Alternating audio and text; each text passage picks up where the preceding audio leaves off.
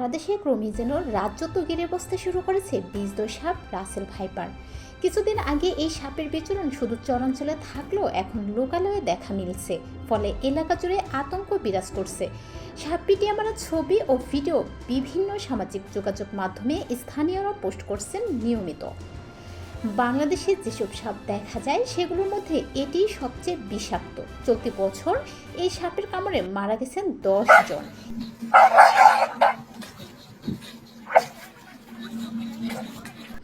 এই সাপ বাংলাদেশে চন্দ্রবোরা বা উলুবোরা নামেও পরিচিত।